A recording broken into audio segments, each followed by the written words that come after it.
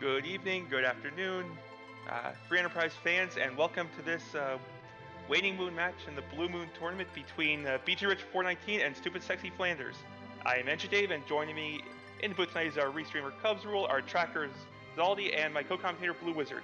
How are you doing, Blue Wizard? I am doing quite well. Probably a little bit better than our featured runners. Knowing who you're going up against is never going to be not anxious. So, whether you're a seasoned racer or not, even some of the more seasoned vets get a little bit of the jitters right before a race, I imagine. Oh, this is my fourth tournament, and yeah, the jitters still hit, so they haven't stopped yet. No, and with good reason. I mean, making it this far into the CZ5 tournament, it definitely, it starts kind of showcasing the skill levels. I think a little bit more each section of the tournament. That it does. No, we see we got an Eddie start tonight. What are you thinking about that? Oh, Eddie start. I am all here for some Eddie strats. The question is, will they actually go ahead and get the spoon for Eddie, or will he just be an anchor? I mean, I personally am not opposed to, Eddie being a start. It's who all comes with him that matters. I might be looking forward to a nice seed, maybe Cecil and Edge both taking the day off too. I that's always a fun time.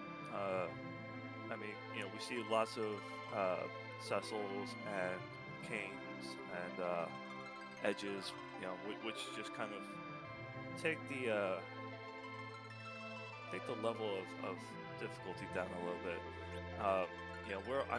Don't get me wrong, we're all for just hardcore matches, but I think when a particular grouping of characters is there, it really kind of shifts your mentality towards the seed itself. I would agree with that. I think it does present a runner a chance to showcase a different set of skills, like rather than solving a puzzle box, just how efficient, how fast can you go when you're given power. Yep, and I think we'll definitely see that if we see a spoon or maybe a darkness crystal at start. All right, our runners are off, and there's an Edge. Give us a spoon. Edward and Edward meet each other. Ooh, but that is an Earth crystal to start. I know where I'm going right away with that. Yep. What do you think? 2-3 minute in treasury rating? Yeah. Yep. Although, with having the Earth crystal, do you go to Troya and do all those checks initially, or do you just kind of make your circuit, your routing as normal because you're gonna wind up?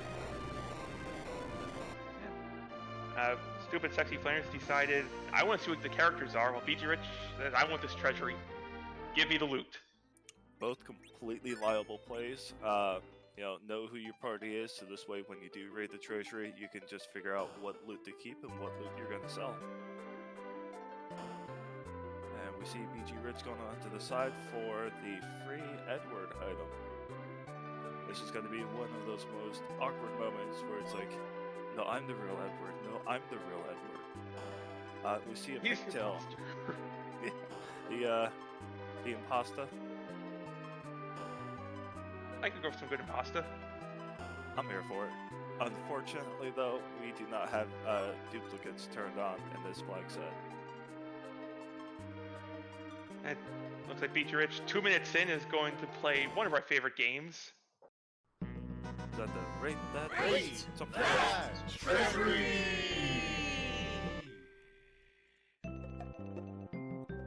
Middle sword's nice. Okay. That's a Masa Power Shirt middle sword. That is zoom, we're clearing everything. I believe that is an edge out of 10. Definitely, we saw the crystal ring in there. We saw, an edge dart meant for Kane. And a wide variety of gear, but definitely a couple of crystal items. No crystal sword, uh, but definitely some Edge out of 10 gear. It looks like Edge already came back road. How thoughtful. Well, that's convenient. That's very convenient. We see on StupidSecksyFlanders side, him picking up that Sid. So, it's going to be debatable. I think still a little too early to call who's going to be the anchor for this group. We'll see. Because I definitely know that those seeds exist where you get kind of the reject percent characters, and then you're wondering half the seed who's going to be the anchor and who's going to join them. I don't think this is reject percent today. Ooh, this is quite the opposite. Oh, bgrich making exciting play here, taking the 2 starting characters and saying, I'm going straight up Zot. Very spicy indeed. And honestly, with that edge gear we found, very much beatable. And from the booth and from the external point of view, it's actually really a good thing to definitely have taken that. Actually, I would think that taking the Zot route early on, because obviously starting item.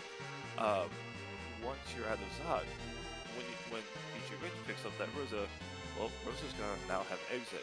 So when you go to do Antlion, or if you decide to do more of the Watery Pass, you'll have that utility at your fingertips.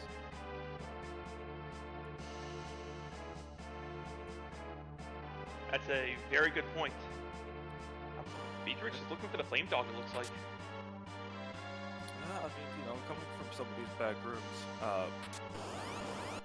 I've seen some curse strings. I've seen some higher tier items pop out, or rather both higher tier and the random curse string. So definitely not a bad thing. StupidSecksyFlanders picking up his edge out of 10 from the treasury. And we might see StupidSecksyFlanders take that gear and run to Ordeals to get Cecil online first. Well, we've seen some clear divergence from each of the runners. So I mean, they might go to Ordeals. They might just kind of power through some of those initial checks. So I mean, when you have edge at the beginning, you do, and especially finding the loot that both of our runners have. You just take edge and run through some of those easier low health checks. So, but knowing that a Cecil is a part of the seed, yeah, I mean, it's kind of a judgment call, really. And that's going to be whether or not you're gonna want to go ahead and take all of those easy spots, or you want to get that Cecil online and just blow up everything. But honestly, I think the preferable route is going to be take edge and run through everything, because you have less characters trying to clog up the queue, or point actions at it. But to go ahead and agree with Chad, yeah, this is a very questionable Zot. I like the aggressive play. I've made this play in these flag sets, and when it works, it's fantastic. Oh yeah, hands down, agreed. However, with 2 characters, that makes it a little bit more tricky. Speaking of, we have not discussed this evening's boss hunt. Obviously, we have the Fable Gauntlet and Golbez. The ever-elusive Water Hag, which you don't see very often. I think it's something like, what, a 3% chance to go ahead and have that happen? In Blue Moon, all the bosses that aren't Golbez and Fable Gauntlet are equally weighted. They are equally rated. Oh, neat. Well, I mean, we definitely see some easier bosses on here. We see Muhammad, Dr. Lugay, the Dark Imps. Vigan, never want to see him in a cheeky spot. And Antlion, hopefully on the moon somewhere. So looking at our party setup, we have a pair of high power melee and Sid, Edward, and 3 mages. Yeah, but you've got the power couple. So long as the right equipment is found, it's definitely going to be a rather easier seed. And we see bgrich taking a wipe to the D-Lunars. Lunar's here nasty. Very much Just so. because 4,500 HP apiece, you're not going to burn through them that quickly. Nope, not unless you can get withstand those 5 punches and get your star veils up quickly. Because if you can get them both turned into frogs, then I mean that's gonna make the fight a lot easier. Or even if you can't, so long as you can at least get one of the D-Lunars turned into a frog, you can just go ahead and only have to contend with one of them. Right, I see what's going on here. bgrich is throwing those veils a little bit early. Yes, a little too early. It's gonna be close if the star veils last at least on edge, to the point where the deep breath will go and reflect back. Just because I know that on edge it's gonna tick faster because of his agility. The problem here is Edge is faster than the boss. So Yeah. those bosses, and it's 5 swings and 2 breaths, or 5 swings of breath from each before or 5 swings of fire before the breath. I don't think that veil lasts if you throw it immediately. Well, we will find out here momentarily. We do see on StupidSecksyFlanders' side that he is going ahead and going after the ordeals play to go ahead and try and get that Cecil online. And there we see the veil wore off in time. Yep. Now, Eddie did not get frogged by that because the crystal ring protects from paralysis. No, it's not. It's paralysis and a few other status ailments, one of which the breath also inflicts. Yep. So, I'm guessing that he is hoping that maybe if he plays the Star Veils just a little bit sooner, he can go ahead and get both of that off. And we see on StupidSecksyFlanders' side, he is through that first fight, which I was a little distracted. It was elements. Okay, I was gonna say leg or quarter leg. And back attack Val. Good thing we raided a treasury first and have lots of things to throw at this. So, Angie Dave, I would like to go for bosses I would not like to see at back attack for 1,000, please. This boss turns itself into a tornado with her hair and is really, really annoying at the back attack. Yeah, I hope this isn't a let me hit the valve with Dark Wave for 5 minutes. Nah, we had a white spear, no Oh, gain. okay. Yeah, I saw that there was a spear in the treasury. I just didn't see which one. And I don't think we're gonna find a better boss to throw that white spear at.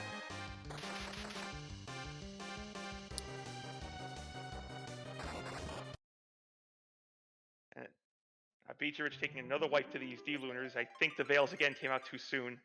Yep. I think the timing here is probably after the second set of punches post-fire is where you want to throw those Veils.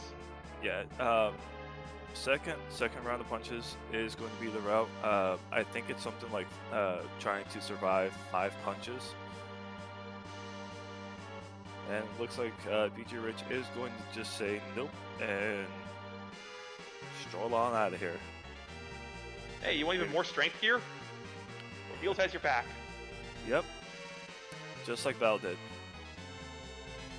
For about 20 seconds.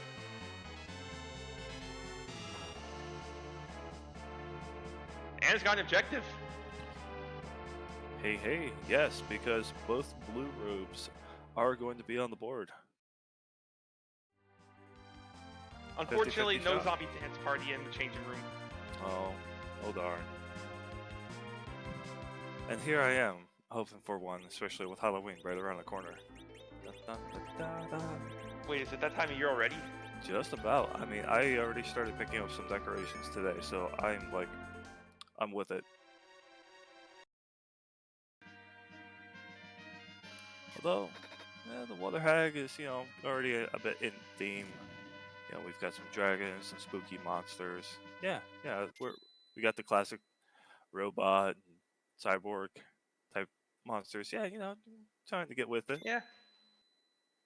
Got Let's some try. googly-eyed creature. I'm not sure what an antlion is actually. So you know, no Halloween costume of high caliber tier is ever complete with ridiculously oversized googly eyes.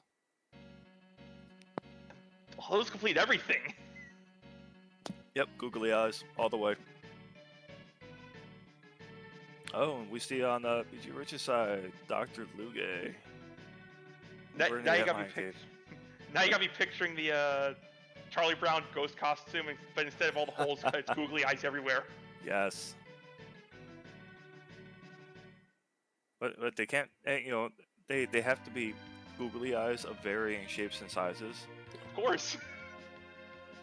Like, and you've got that one pair that's not even just googly eyes. It's an attempt at googly eyes. Like somebody, really wanted to make googly eyes, and they were just way off the bat.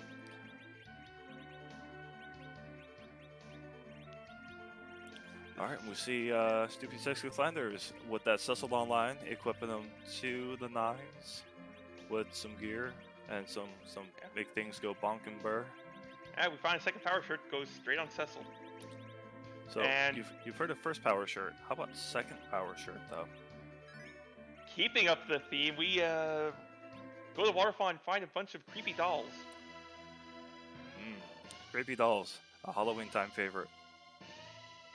Halloween-esque time favorite. No. What am I saying? We're within about we are well within 60 days of that particular time. It's Halloween time, everybody. And we see what is that? Mylon and Friends. Not sure which one. Mylon and Friends. That's where all the zombies went. Yep. They were shaking and shimmying up the mountain. Just the wrong mountain.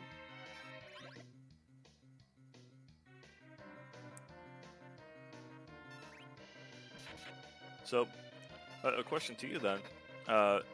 With the party composition and the loot found in Troya Treasury, do you go and blow up the overworld, or do you go and take on Evelyn Castle to get a little bit extra loot maybe? I've got a Masa power shirt, middle sword, edge. The overworld's not going to last. Overworld? What overworld? We see for both our runners that edge is already doing about 1,000 damage a swing. Yeah, but we need like 3 more power shirts, a couple of crystal swords to throw away. Unfortunately, throw away. Not actually throw, because they can't be thrown. Can we feed one to a big chocobo? Oh, most certainly. He'll be a big shiny chocobo. Ooh, shiny chocobos. Hey, why not complete your strength outfit? That's a headband for sale. Yep. Yeah, it dawned on me the other day that the reason why that a bandana is stronger than a headband, because a bandana covers more of the actual head. And I'm like, oh, that's why. Oh yeah, it's great. Sense, I think. Yeah, and our finely tuned programming of this game featurette. Ladies and gentlemen, I am the Blue Wizard. I say things. Hey, you say things well. It happens. I do what I can for the people. Oh wait, I forgot y'all can't see me, so not doing a pose or anything. I just assumed you were doing something. You struck an amazing pose right then. Struck an amazing pose for amazing people. Oh, again, you can't see me. Or you went for the JoJo pose right afterwards. See, I've only seen some of that, so I don't actually. You know what? I can. Our runners are running around. I can Google. What is this thing you speak of? You know what? Yeah, sure. Let's go with that. Yep. That's it. That is exactly. It doesn't matter how you do it, as long as you look fabulous doing it. I always look fabulous when I do it. There's no question, comments, arguments. Like, this is final. This is how it is. Alright, and we see now, haha, how the turntables. If our runners are retraining each other's steps. Yep. Like, wait a second. Do I spy with my edgy eyes? Aha. Footsteps leading back up to ordeals where I can get lots of ludicrous power. You know what we haven't found yet? But Engie Dave, what is that? We haven't found a hook yet. We haven't. That is absolutely correct. And we're down to Baron Inn. Yep. And those D-Lunars. You are absolutely correct. But you know what? If it's anything like a seed I ran earlier this week, it is definitely 1000% going to be behind Baron Inn. StupidSecksyFlanders takes care of that Lugate quickly. And we'll see how bgrich handles this lovely Valvalis. Yep, Valvalis up here on Manor Deals, doing her best Duran Duran impersonation. She's like, that was my favorite band. I'd assume with those looks, she is most certainly into hair metal. Agreed. People back in high school used to call her Harry. Maybe she's Italian. You know, just like I'm looking at this tornado and all I can think is like al dente pasta. It always comes back to pasta. Yeah, this is the pasta, kind of pasta that you only like. It looks like that sort of Play-Doh pasta. That's a reference. Right? You take the stuff and you squeeze it through the little machine. Yeah. Yep. And we see on StupidSecksyFlanders' side not taking that Mylon Z fight and going back to Troya to go ahead and try that Zot. Yep. We saw Flanders reset out of both of them because we don't need either Mylon. Mylon? We don't need no stinking Mylons. Ooh. And speaking of hairy fights, things are looking a bit grim on bgrich's side. Although a three-man fight against back attack Valis is, yeah, that is kind of the good news. She doesn't. As... The good news is Edge getting back into the queue faster, so he can swing more. Yep. Now the question is, will that Edge be able to take down Valvalis before his stone is 100%? Well, yes, he will. There we go. That answers my question.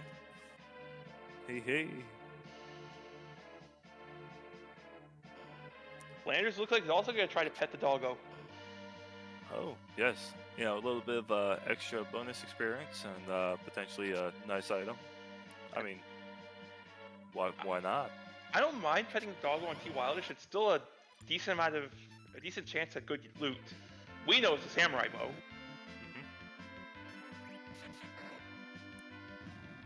Oh, Flanders had an ice claw on. That doggo didn't stand a chance. Yeah, so he was able to pet the doggo, but, you know, with some very, very cool time. A little bit of a icy touch. So do you suppose that, you know, it's petting a flame dog with an ice claw? You know, that's how they make the icy hots? Like, we'll just kind of put the two next to each other. Yeah. Maybe you get that.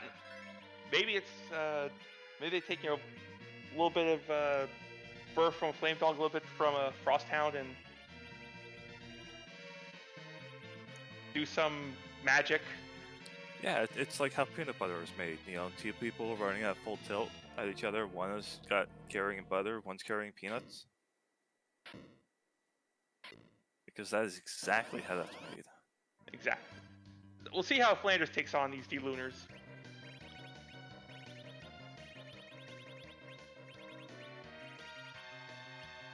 Not quite sure what he's looking for. I think was looking for maybe a big bomb or a fire bomb or some sort of He's got a fire item. there. Yep, there it is. Just kind of passed it a couple times.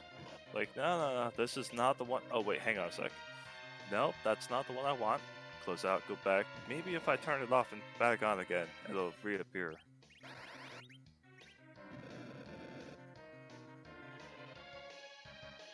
And we see the AoE fire attacks are definitely doing some work. Yep, definitely helping out here. That was what, 4,500 a pop, or was that 4,500 split? It's 4,500 each. Oh, that's right, yeah, because it's 9k health, 9k experience, 9k gold. Yep. And the Lunar split it evenly. I mean, do they really? I mean, you know, at the end of the day, they're like, hey, you know, we're stuck up in this tower. Like, maybe they're up there playing some dice or playing some, you know, rattle the bones. Ah, I see what you did there. Hey, there it is. So we see a couple more characters making their reappearance on the screen here. Out of curiosity, would that be considered a French vanilla Mysidia? We had a white mage walk in and a black mage teleport in. Maybe. It's like, I mean, you know what it is? It is kind of like French vanilla, except it's that homemade French vanilla. You know, you got like the French vanilla that leaves that sort of film taste in your mouth, and then you've got like that good homemade, with, you know, like hand spun ice cream. That the hand spun is what that was. Okay. The homemade, the other French vanilla, that's, you know, kind of, yeah, you exist, but, you know, I want this upgrade better. And we see her. I think we're making our tracker hungry. Probably. All right, so I see a. Okay, so how is your pig meta? Pretty good. That's Pretty a good. Sparklet Dwarf 2, so Dwarf 2 not required. Dwarf 2 not required. Although that might be a bit rough if Dwarf 1 is.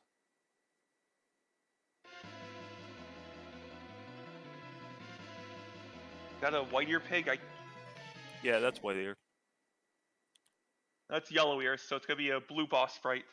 No. It's blue eared pigos. Does that mean we have a gold boss sprite? We have a boss. It's gonna be a blue boss sprite, so it could be Kind of. Gauntlet, it could be... Rubicante. I guess Ruby's got some blue in this sprite. Yeah, a little bit.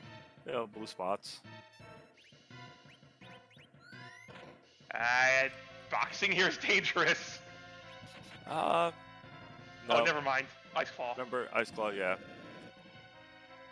Without the Ice Claw, boxing here would be dangerous because that fire 2 hurt.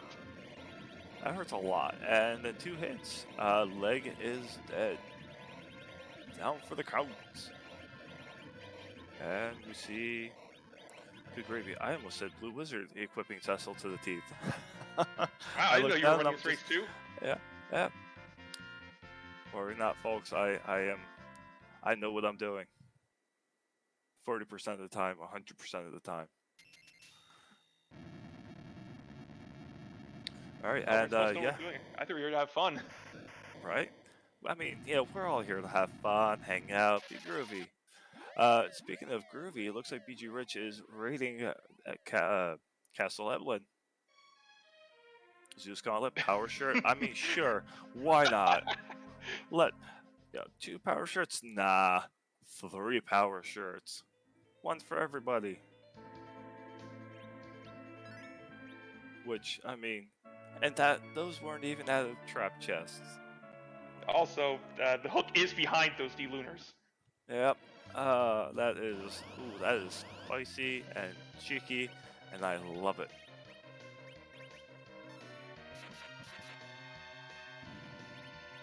So, looks like Sid is getting some gear. Alright, I'm here for it, kind of. You know, giving the old man a bow and arrow. And a good old plague. A great spot to see Plague. Yep. I mean, honestly, except for some really incredibly fast spots like Seal Cave, you know, Plague is really not that bad. I mean, well, okay, I take that back. Sealed Cave and the Fey March, really anywhere that's got that higher agility uh, initially, it's just, he's not that bad.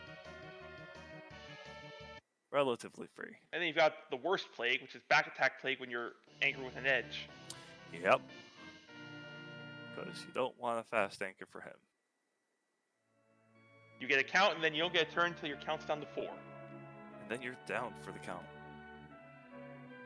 Alright, what is bgrich going to go ahead and get off of his side?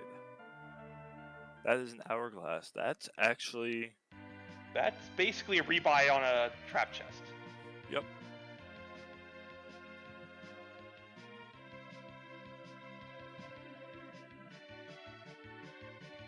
Another hourglass, that means the last 2 traps are free in here. And Flanders going ahead to check that pigtail. That's a mute knife. Edge likes that.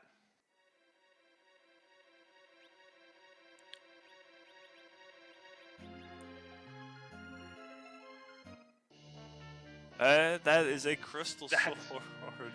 Alright, Oh. so if you've I was about to say, if you've got plans tonight, you may be able to make them. Yeah, that's a fairly geared edge and a crystal sword Cecil. I honestly don't think we see Flanders open another chest except the Fey March. Yeah, to which I don't think bgrich has gone ahead and checked the pigtail yet. Kind of hard we know under the hook. Yep. Oh yeah, no, you are absolutely right. Although White Spear, and depending on what comes out of this chest, because I mean, we could always see an Excal or a Crystal Sword come out of the Staleman Undead Skeleton chest.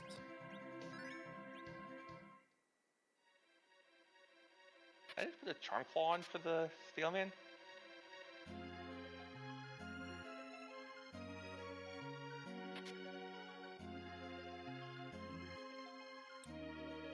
No.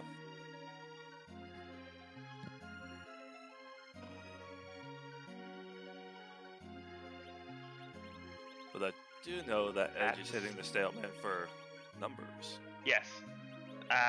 Yeah, you Flanders just gonna hawk everything.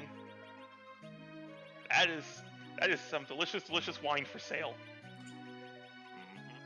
And yeah, I mean, really, you don't need anything that's not for Cecil or Edge at this point.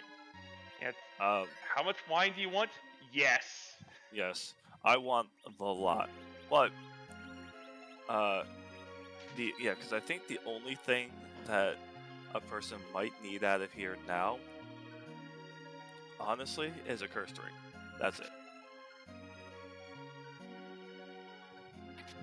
And I think I just saw a lightsaber on bgrich's side. We have Iridia sitting back in... Yeah, sitting back in the Tower of Wishes. Yeah, but that's time and effort. It is. It does mean you have a backup option in case you manage to completely break your anchoring. Agreed.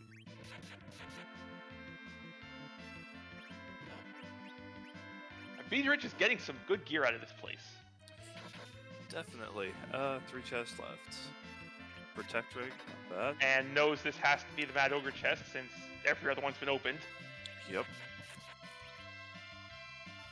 Also, that's vanilla. That is very vanilla.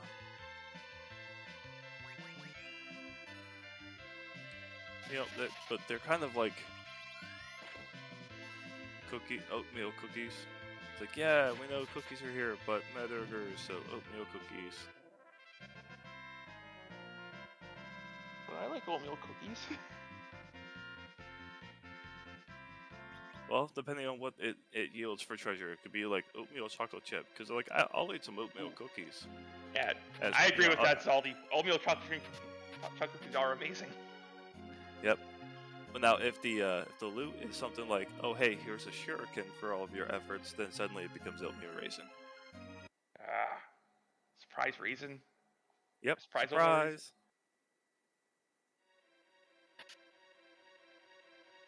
And a Sork robe.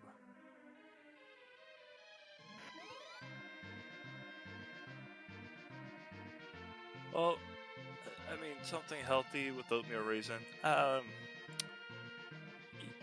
Yeah. Well, I don't know. That's kind of a hard call.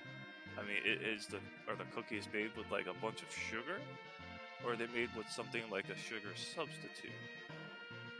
Oh, last chance for this Evelyn to pay out. And will we see something? No. How about No. fourth power shirt? Now listen here, Evelyn. You done did this. You had us in the first half. Then you had us again in the second half. But you had us again in the second half. Yeah, I'm here for. Let's go ahead and just like we'll get Palom up to 29 for the warp glitch on the ground, and then we'll throw him away for Rydia, and then we'll just give power shirt to Rosa. And everyone gets a power shirt. Yep, everyone gets a power shirt. You make Sid your chemist, and call it a day.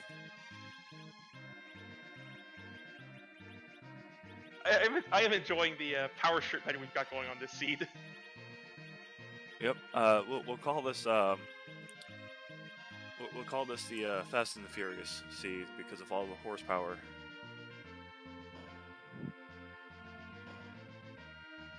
Or maybe just Furious. Copyright and all that jazz. We got Edge with a Masa. This is Fast and Furious. Yep. Fast and Furious. Free Enterprise Edition. I just picture Sid being the one who's constantly reminding his royal family. Yes.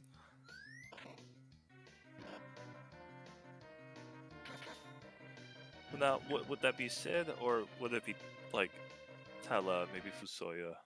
I can see Sid doing it. Also, blinking you missed it. That was an Odin at Hook Route 1. And will this be Baron guards? Town guards? Some sort of guards. Alright. Let's see here.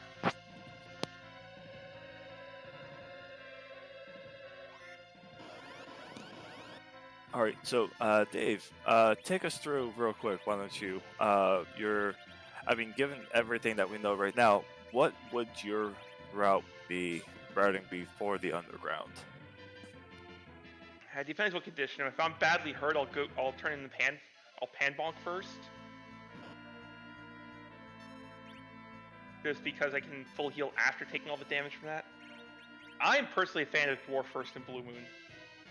Although, it may be pop a Siren or two first, just to make sure the kids got warp, so we can warp glitch after Dwarf.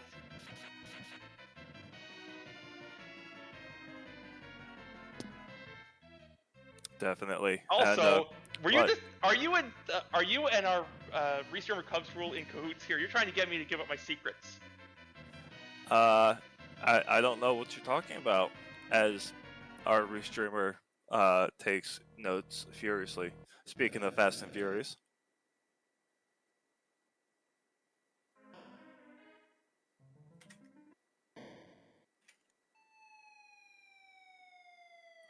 Alright. StupidSecksyFlanders takes out the soldiers, officer retreats, and hits a pitfall 36 minutes. And he hits the pitfall in 36 minutes in as he goes vroom vroom vroom in the zoom zoom, going down. I honestly, my stream got a little fuzzy there. Was that Golbez or was that Old Gauntlet top tower? It's a boss at the top of the tower. Well, regardless of which one it is, it's required. Yep.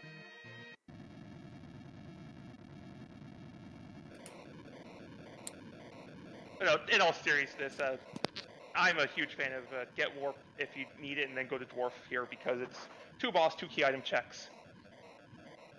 How about you? Well, yeah, with the required boss at the top of tower, or at the lower Babel, keyless tower. There we go. Uh, I honestly, I take it. I save outside. Well, no, I don't even do that because it's required. I go for it. The goal is to get get 7 out of 8, and with knowing that you have one right there, and the gear you have, the party you have, oh, you definitely go for it. And the fact that you have pan, I mean, all you have to go is just a hop to the left, and you're there with another key item check, and then you just do your normal routing. You see BG Rich getting through those D-Lunars, getting some revenge, reflecting some viruses on them. Yep, and getting through that fight.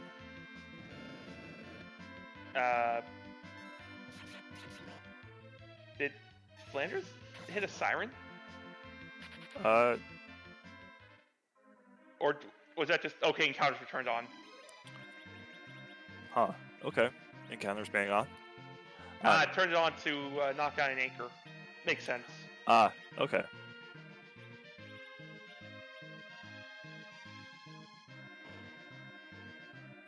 Alright, and we see... Well, we see characters moving, people doing things. And BG Rich momentarily here going to go ahead and get his hook. Which, I don't know. I'm kind of leaning to the idea that Rich may go ahead and do the hook to check out the pigtail. I'm hoping BG Rich does check the pigtail out. Yeah, I mean the weapon selection has been a bit not so favorable towards a Pally Cecil, but I mean with the amount of loot that was picked up, I mean defense sword, light sword, Zeus gauntlet, a gajillion power shirts. That's a rough number of how many we've seen. Yeah, just give or take a couple. There's the strong chance that he might not actually go and check out that pigtail. But we do see on Flanders' side that it was the Alt Gauntlet. Yep. And we knew a Blue Orb had the Alt Gauntlet because we've seen Water Hag it on Ordeals. Yep. And so that will bring Flanders up to 3 out of 7. Which, I mean, depending on what Sheila has when our runners get up there, because how can you not check, do a double key item check? That could make a huge difference in this race. If she's got anything like the Baron Key, Darkness Crystal, but we also do have the Liquid Key, which could save time if any of our runners go ahead and spy that spot, because when you run up there, you can check out the key item, and if it's something you need, cool, you can get it when you do the warp check. Or if it's not anything you need, you just run down, spot the boss, and then don't do the warp check when you go through Dwarf. Or you just take the warp item anyway, and then you don't even have to open the last door. You trigger the boss fight as soon as you step on the tile. Yep, exactly.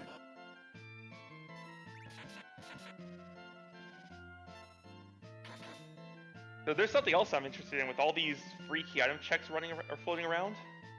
Our runners are at 6 already. 1, 2, skip a few, 6. You are absolutely correct. I see you've gone to the same school of counting as I have. Yes, I went to the Microsoft School of Counting.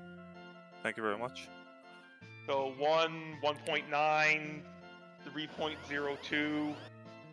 95, 98, 10. And we see BG Rich picking up his crystal sword. I mean, having Zeus Gauntlet, I mean, that, honestly, between you and me, Dave, I stopped looting. Like, aside from the Fame Arts key item chest, I stopped looting. Yeah, this is power overwhelming on BG Rich's side. And, I mean, threefold. Because, yeah, I mean, that's just, you don't need anything else. And if you do need anything else, it's got to be worthwhile. That's a Darkness Crystal. That is a Darkness Crystal. which, I mean, we talked about gating key items for a moment there, and yeah, that's an extra 8 boss checks. So Is with that that 8? Darkness Crystal, we only are missing access to the 2 in Baron. Well, 3. do you remember what gave us our starting key item? Our starting key item. Oh, who gave the starting key item? It was not required, elsewise we would have said something. Oh, 2. Yeah. So That's yeah, the reason why I said 2. It's because you already have eyes on the first one. Yep, exactly. And then so yeah, what's the terminology used here? 1, 2, 3. We're missing access to 6 bosses yet. I'm not. That's risky. Just going full face check mode immediately. Yeah, but now hear me out. We have Cecil with a Crystal Sword Power Shirt on Flanders' side. We have Crystal Sword Headband. No, I'm sorry. Crystal Sword Headband Power Shirt on Flanders' side. We have all of that plus a Zeus Gauntlet on bgrich419's side. I don't think it's a terrible idea to go check the moon. Perfectly I'm not honest. saying it's terrible. I'm not saying we can't take the moon. My concern is there's 6 bosses we can't, or we don't have any way of accessing yet. True. And there's a decent chance that 2 of our remaining bosses are behind, or in those 6 spots. Yep. We see Adamant. We see FF4FE. Dave, any guesses as to what Forge may be to see if our runners go for it? Not appearing in this seed, but that aside. Oh, so a Sunrise Boomerang. No, we have an edge. Oh, right. God Hand. Ooh, God Hand's always a good choice. Yep. Or my favorite from a seed I ran last night, the throwable scrap metal dart. I'm not sure how Coco manages to pull that off. Very, very carefully and easily. You know what? Yeah, I'm with our tracker Zald on this one. I would definitely be down to see a fiery hammer for Sid. Because, well, bgrich would like that. That would be, put another one of those power shirts to use. Yep. And we see an Excalibur on StupidSecksyFlanders' side. A very good shiny sword, shiny stick, and it can be darted. So that's the big double thing. yay. But Flanders, I wonder why the more looting? Is it because it's right there? Yeah, maybe probably a little force bit. of habit. Those 2 are just so convenient. Yeah, they are. bgrich making his way down the hook route, go run to that Odin, hopefully run over that Odin.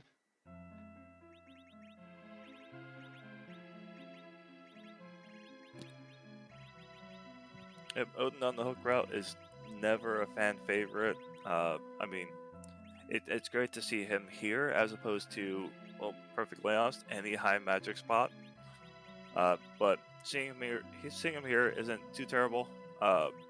If you can go ahead and get those attacks in quick, or if you're among the people who can pull it off, to go ahead and thunderstruck him. I don't remember what the how to pull it off. Do you know, Dave? I do know how to pull off both versions of Thunderstruck. You do. How, like, explain to me and to those of us who don't actually know what Thunderstruck is, or how to pull it off. The short version, when Odin raises his sword for the 3rd Zantetsuken attack, so the 3rd time Odin raises his sword, you need to immediately, like as soon as the sword is raised, hit him with some sort of lightning spell.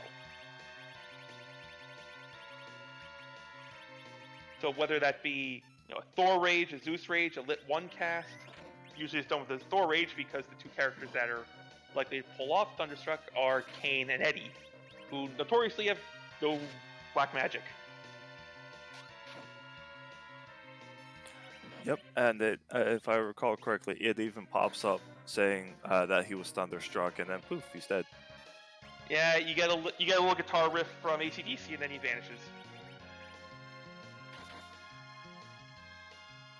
Rockin'.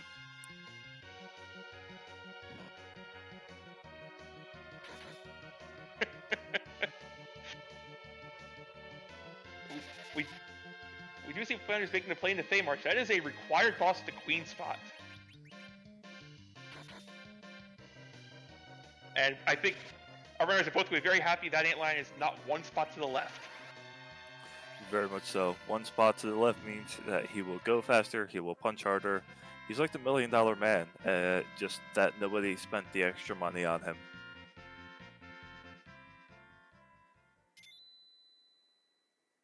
Fortunately, on the left, we see Mom Bomb, who we will fight never. Especially getting a Baron Key, I completely agree. Baron Key makes just going pure face check far more interesting. Now you're down to 4 bosses you can't access. BG Rich getting through the Officer Soldier without a sweat. Peak sees the gauntlet at the top of the tower. You think Rich is going to make a U-turn and go straight back up? Honestly, I think it's worth a spying of Dwarf 1. I mean, because you have the Luca key, and you have Dwarf 1. It's viable to check both spots, but I mean, you've got the 3 bosses in Baron. You've got the 8 bosses with the Darkness Crystal. It just, I mean, you've got power overwhelming. You've got all of these options available, so I think it's go for the highest concentration of checks that you can, and just kind of go from there. Flanders is agreeing with you, going straight to check some more bosses. Always a good move there.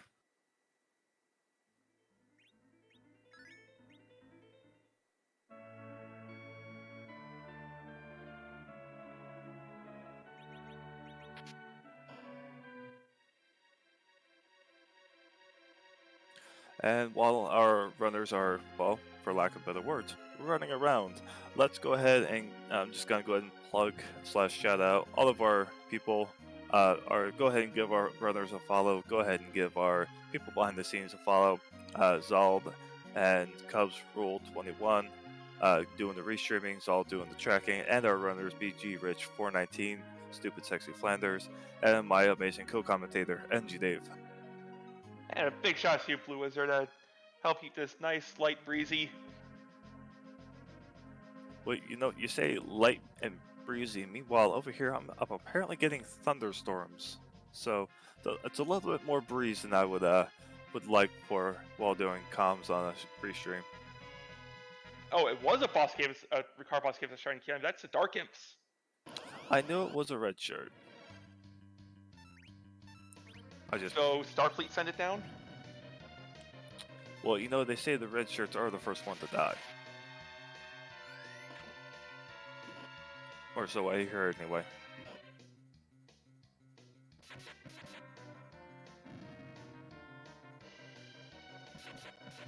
I believe Beatrice will be the first one to show us what Sheila's got, and does Sheila got the goods?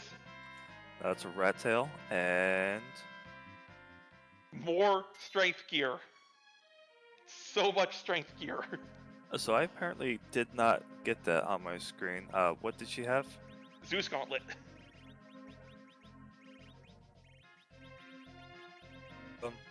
So I believe, yeah.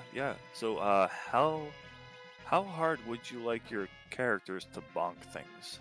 Now I'm rooting more for the fiery hammer more so. Evil Wall at the throne. Evil Wall could be a very, very nasty spot at some spots. Here, that's 4,000 HP wall, and we have a crystal sword. Yeah, I mean, it's a crystal sword.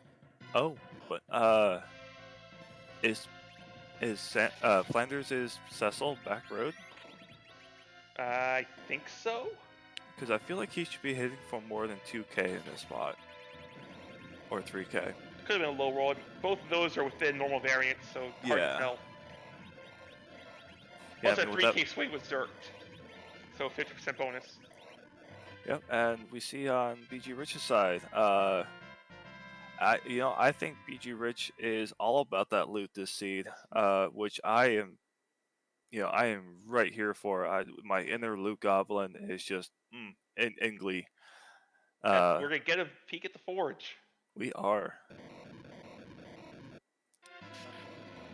Legends. I mean, I don't. I mean, I'm here for the forge, the supersmith item, but at the same time, I'm just kind of even I'm going. I don't know.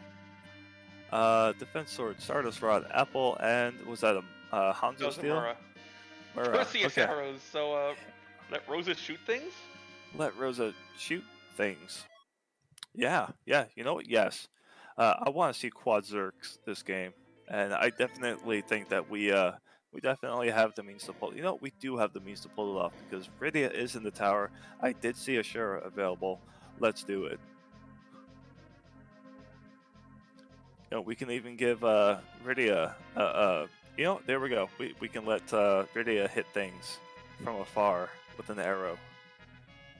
Really sure we've seen a dragon book somewhere in our travels, and Riddy could throw a power shirt on too for good measure. Yep. Like, and you get a power shirt, and you get a power shirt, and Sid's over here going, I want a power shirt, and everyone's just kind of like, nobody. No. Who told him? Who invited him to the power shirt party? That's King Queen in a. That's a free boss in a spot we don't really care about. It's also not an objective. Exactly. So I think at this point, it's very much, yeah, go blow up the moon. Yeah, we're at 5 bosses.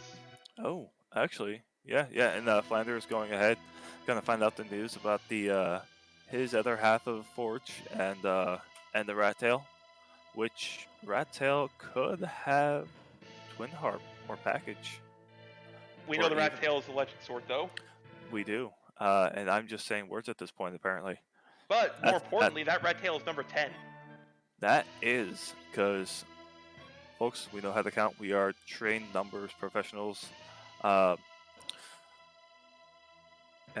with 10 key items, we'll be able to go and get that double XP, which with Sirens being available, I mean, kind of a toss-up. You know, I'm all for, you know, making some scrambled eggs, doing an egg grind underground, but however, the idea of doing some gold dragons with the life glitch is also appealing since we know we have to go to the moon anyway. That's true. Hear me out on this. We have ridiculous gear levels here. We do. We just not grind.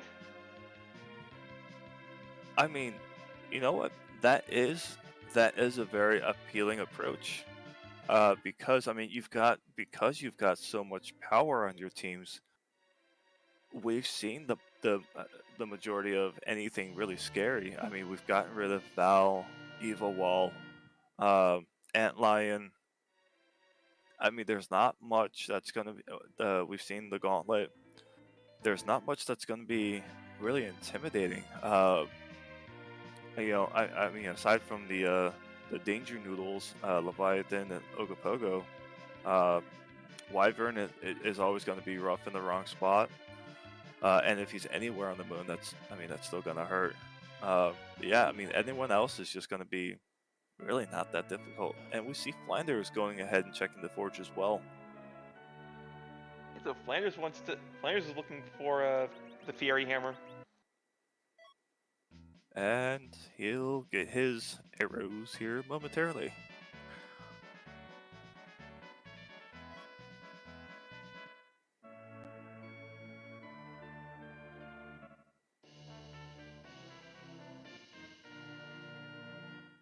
Flanders, yep. I think, might purchase that Murasame, not having found a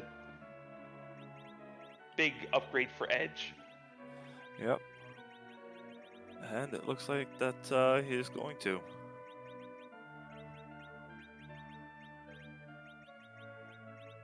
Oh, you know, 20. You can sell the power staff, you can sell samurai, lunar staffs. Yep, all the arrows except for the Perseus.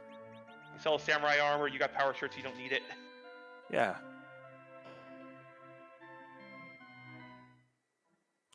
You think, you know, Cecil and his other characters are just going to run around going, I have the power. And Edge is over here going, I have double the power. So now he's got double Hanzo steel.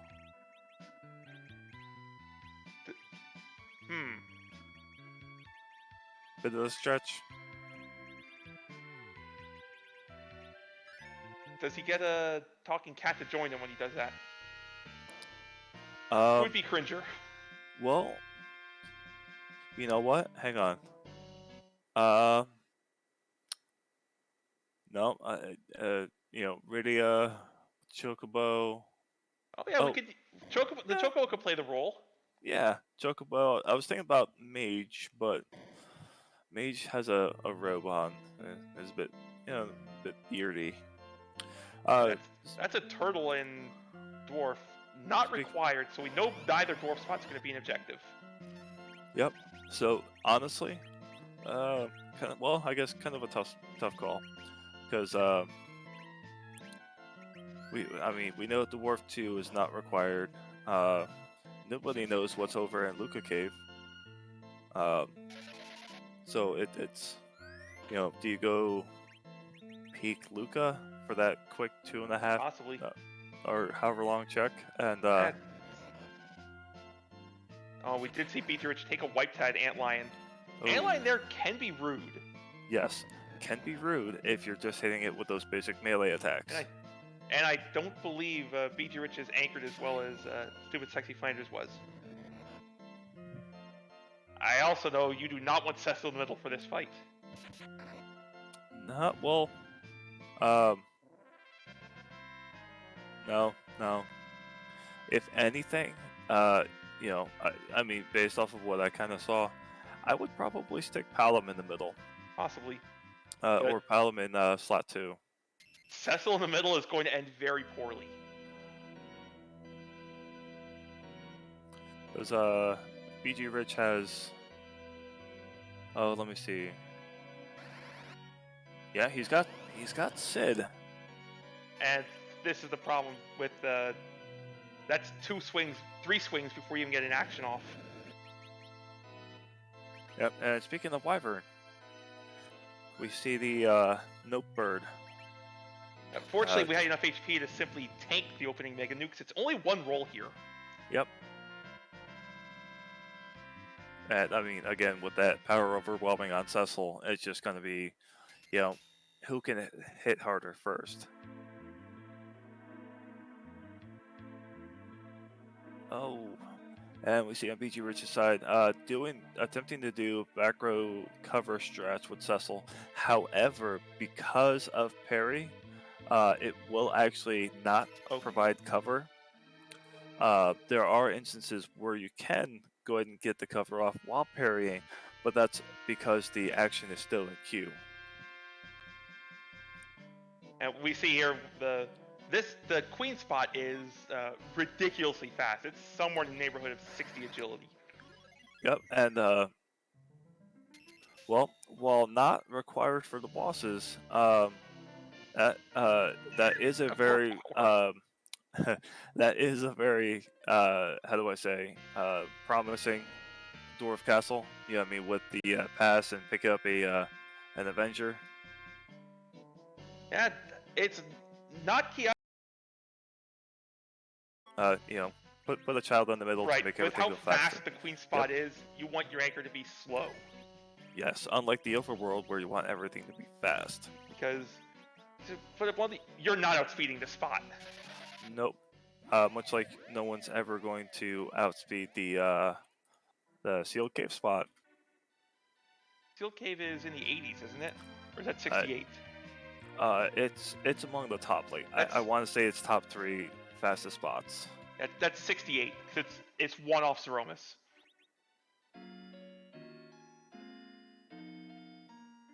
$68, $83. Who's counting?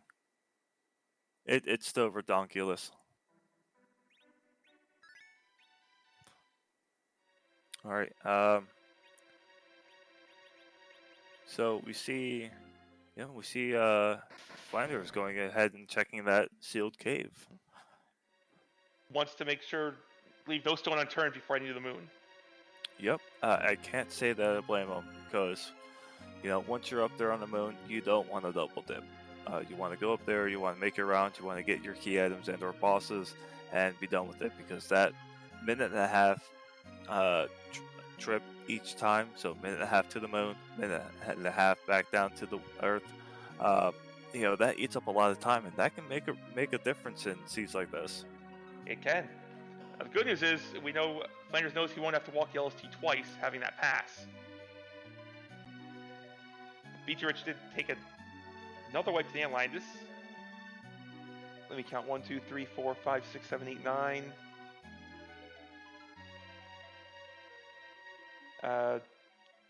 bgrich has not done Dwarf yet, although we know there's no key item out of there. Yep. And so. And also not on top of tower, where we know the darkness crystal lies, which would be the 10th key item and allow for a grind to help with this. Yep, and honestly, allow for more XP grind, I should say. Yeah. Luca Cave paying off. Definitely, although that is a scary spot for Baigen. I mean, because he will naturally hit hard, and he's extremely fast here. Fortunately, while he's fast, the punches here aren't the worst. The vampire's gonna hurt. Vampire will hurt. That's provided the arms get... Okay, never mind. Nope. 665 against this party. Yeah, that's gonna hurt. This spot has the magic cranked way up because the devs want to make sure crush hit mostly, and is it Ray that it counters with? Evil counters with? Yes.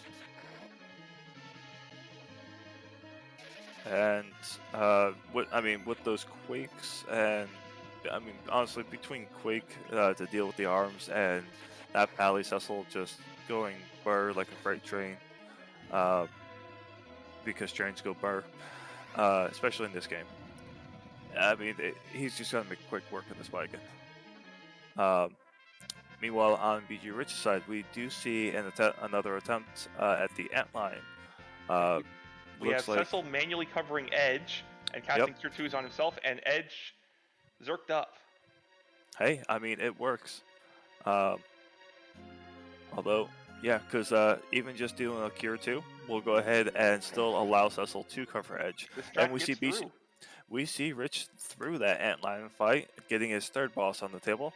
GG's to bgrich. Yes, GG's getting through with that party, and that's Baron Key. That's 10 key items. I think we're going to see bgrich decide to pop a few sirens after that. I would. Honestly, you're already down in the underground. You're right there. Pop a few eggs. Get your grind done now. This way you'll have an easier time with everything else. But we do see him going over to the Dwarven refreshment area. Yep, we see the vendor welcome him in. Just having a free drink for employees only, and it's like employees +1. And I'm not saying like +1 per employee. No, it's all of the employees get like that +1 person. And in this case, it's going to be Cecil, because Cecil has the goods.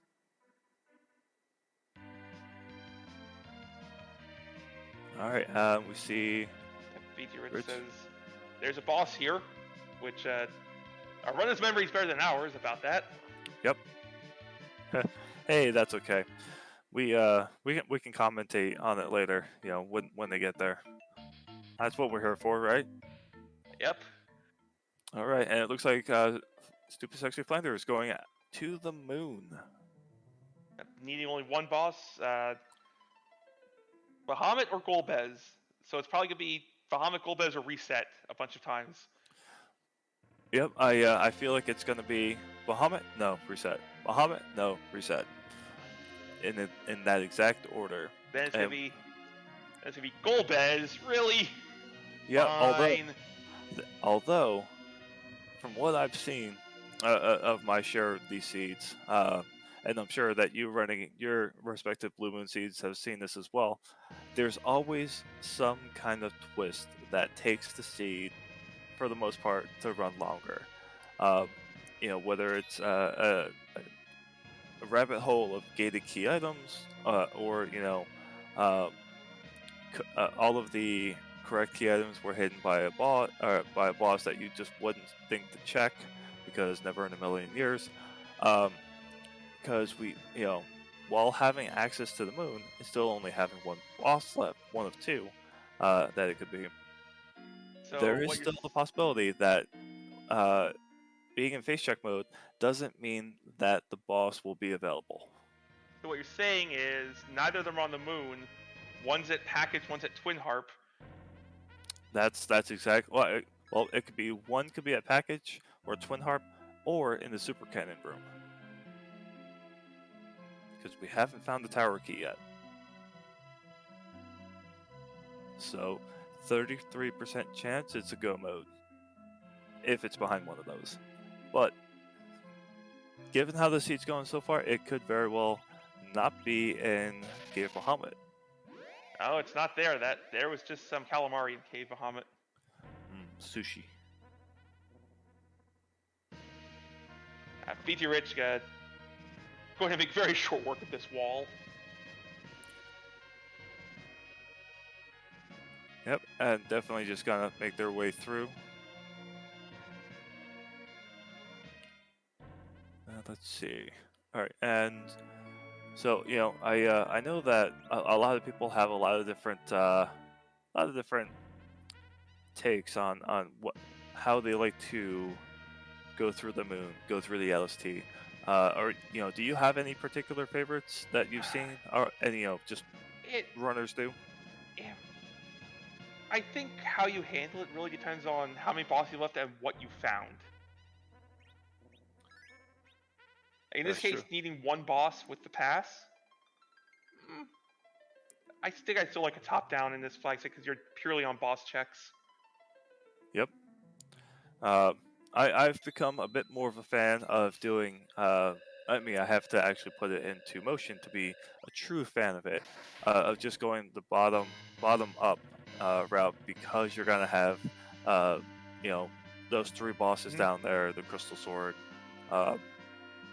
and because at this point you're at 6 out of 7. You want to again do that concentration of bosses in a smaller area. But again, it's that idea of your face checking, so it's almost not going to matter where you check. I do like the bottom up approach a bit more with the pass in hand, because you're not going to be forced to walk the LST twice. Exactly. And that walk takes about 1.5 minutes to 2 minutes to get down to the bottom. Yep, and when you do the bottom up approach, if you do find it in an area that's not that special tile, you can just go ahead and exit out, go back down to the earth, do your pass, or if you're a very brave soul and you do top down, you can just swag walk the Z, call it the day. But we do see Flanders doing the top down approach. And Leviathan impaled him. So I just went, nah, I'm good. Nope, it's cool. It's cool, bro. I don't need a wash today. Speaking of wash, I know it was within an hour or so ago. Did any of our runners actually check Waterfall? They did. It was creepy dolls. Oh yes, that's why. We tried to wash them out of our brain pans. We did. Yeah. Flanders choosing to take a Warlock grind. Interesting. I'm not opposed to it. I've done my fair share of Warlock grinds, but I would think that when you go to do the Cave Bahamut check, since you're over there, to go ahead and do the Gold Dragon grind, 180,000 experience a pop. Do that a couple times and then go blow up the moon. But definitely doing Warlocks is a bit safer.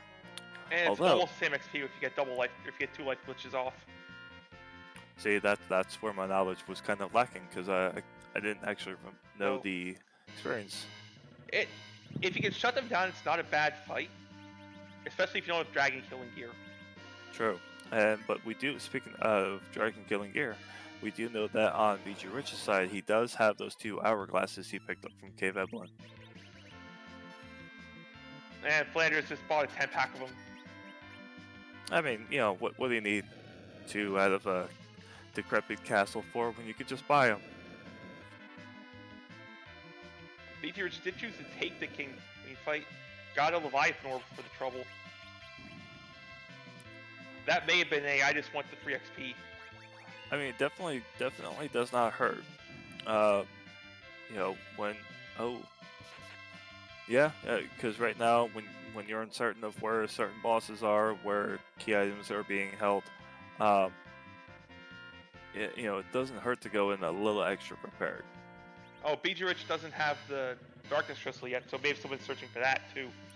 Yep. Which we know they set up for the Sheila check, but they did. Rich did the Sheila check. Was it Rat into Darkness? Rat and Zeus. Oh yeah. Darkness is at top tower. Yep. Which yeah, bgrich might not have actually gone ahead and remembered to do. Well, we saw him spy it. He may be trying to find the tower key just to try to single dip the entire tower.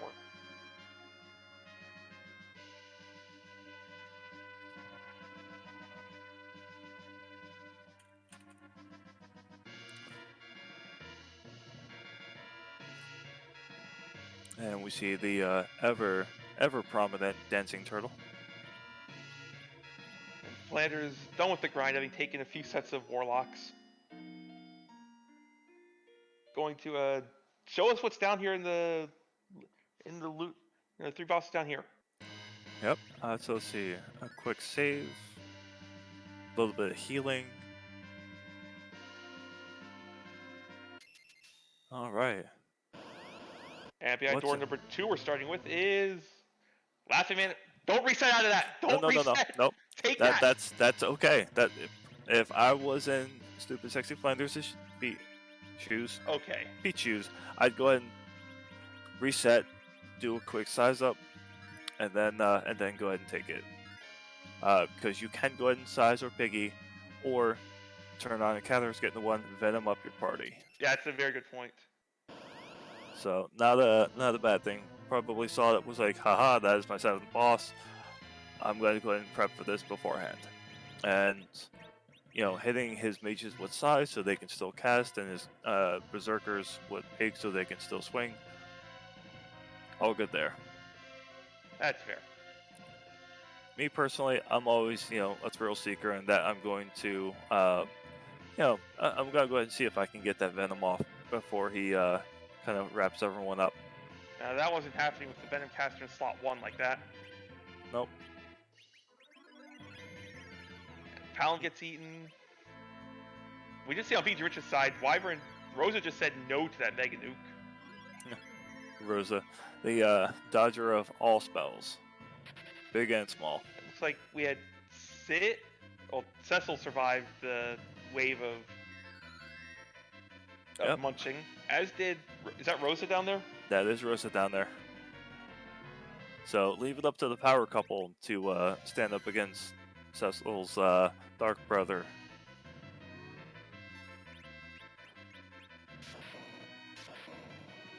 And you're gonna need to a good call on the walls here. These spells do actually hurt. Yeah, they hurt a bit. Oh yeah, that's true. So I actually was kind of confused for a moment why Rosa's health was ticking down on Flanders' side. Then I realized in the priority list of debuffs, Venom actually is above size, but below Piggy. That's the sap from the virus that hit her. Oh, she got hit with the virus? Yeah, she got targeted with the virus. Okay. Oh, that's right. Yeah, because it was virus, and then she got she dodged a little bit of it. That's why she didn't die. Yep. That is a crystal on StupidSecksyFlanders' side at an hour 17. Hour 17 and 17. So, I mean, high 40s. Do you do any kind of a grind anymore, or just go straight to Z? I think it's just I have with power overwhelming. yeah, kind of just power overwhelming. Go bonk someone on the head a bunch of times with a shiny stick.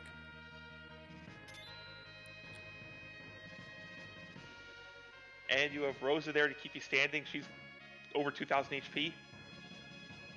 Are you kidding me? With the gear that Rosa has, I think she could. I think she'll be fine, even if she wasn't at 2,000 HP. BG Rich getting the news that yeah, it's top of tower. Yep. If BG Rich is any kind of in the same mindset as me with top of tower, I mean, it's not a fan favorite. I think. I mean, it might be an unpopular opinion, but I personally don't like to do that walk because it's so lengthy and you can't warp out of it, you can't exit out of it. Like, you have to do that long walk every time. And if it's not anything you need, I mean, yeah, you can safe scum it, but it's still just a lengthy walk. We did see Flanders pick up a bard for the remainder of the seed. That's a Eddie's going to come along and help by being an anchor. Yep, I believe some people in the community, not naming myself, have a nickname for him of Floorboard. Because just he likes to inspect the floorboards up close and personally. But, however, I will say that he's very much useful if he does have the spoon in hand, because that will go ahead and give him the 255 power and put him on par with Cecil. And he can wear a power shirt. I think. It's been a fun hour and 20 minutes or so, Blue. I think we're getting close to that time. Oh, is it time to go to bed?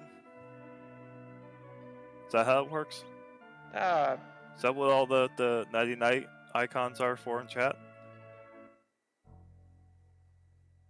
I certainly wouldn't mind going to bed. I mean, a nap here, a slumber there. There we go. But I think these do mean something else, something along the lines of a particular boss that is too big to fit in. Whose butt will we kick tonight? And we got some ancillary questions like, is it cute? Does it have a hat? Is the hat cute? Is it French? No, it's not Demas. Or not. No. It's not Pale Dim. It's not Pale Dim? It's not Monsieur Le Pale Dim? No. Okay. Dang, because we have the Paladin here. And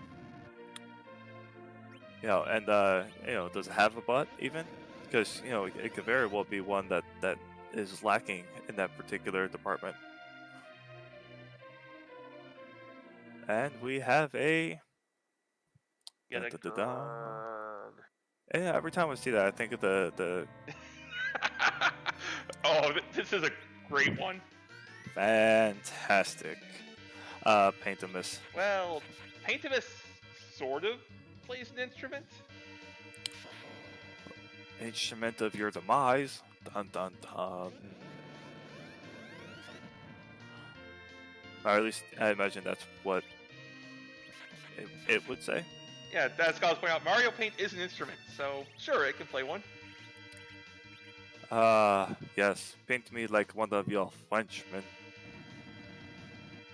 That's how that goes, right? I think so. Okay. And we see on BG Rich's side, finishing up with the top of tower, getting the news that we definitely needed to see there. Very hastily making his way down the tower. Gets to darkness, and we'll see where BG Rich goes next. Yep.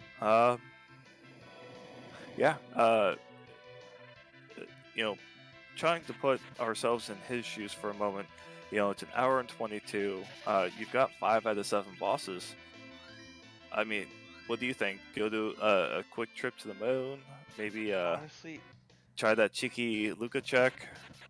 I think with if I'm in BG Rich's shoes and I've taken the wipes to dealers and to the antlion. You almost have to make some of those off-the-wall checks. I would go giant first, and just gamble if there's a two pack up there. Yep, and what's your play gonna be in those shoes? Honestly, if I'm feeling behind, I most certainly make the off-the-wall checks because of, if I just got done with the top of tower and I'm already underground and I feel like I'm behind, I'm gonna most certainly make that Luca check if I haven't already made it, and only because because they are a longer check, most runners are not going to initially think to go there. They're gonna go to the moon, they're gonna go to giant, they're gonna do all of these sort of, again, concentrated checks where you have a larger amount of bosses. So yeah, I'm gonna go ahead and make that Luca check, but I'm gonna save closer to the exit of the underworld. So this way, when I do reset, if I need to, I just get on my airship and I'm up at the surface. And Blinky and Miss It, the Edge and Cecil show just tore apart Zeromus. Oh, very much so. So much that I barely even noticed rocks coming down. That is a GG to Stupid Sexy Flanders with an official time of 1 hour, 23 minutes, and 55 seconds. And by that dinging in my ears, I do believe we are joined. GG, Stupid Sexy Flanders. GG, Neighborinos. What are your thoughts on that seed as a whole? I mean, that was a very, very jetty seed. Yeah, there were a couple of pieces there where checking everything before really set off to the next section of the game is off, right? So, if I'm remembering correctly, I had very required ordeals, and luckily going to the treasury before I went to was allowed me to kind of really take care of the Valis really easily because she not the best of spots. I think that is a seed that would give newer runners a little bit of difficulty, but I think for folks who are played this game, it kind of what you do. I was just and there were times where I got lucky, like with that Luca check. Like, I just got lucky. Yeah, lucky Luca. I mean, we were actually just talking about that, where not a lot of runners will make that Luca check kind of initially. That's one of the I'm gonna save it for later. In the off chance where you're running out of checks and it's like you've got to do something. So hats off to you for making that sort of gamble on Luca, and it actually paying out for you. Yeah. That it becomes the game of like, do I check package? Do I check Twin Harp? Do I go back in the do I go back to Lower Babel? I didn't have any of that stuff. I'm just saying in general, it becomes, yeah. What is it? When do you do those singleton checks? And I kind of think if you're ever gonna go to the Lunar subterrane, yes, you have 3 face checks on the bottom, but it takes you just as much time to get to the bottom of the Lunar subterrane.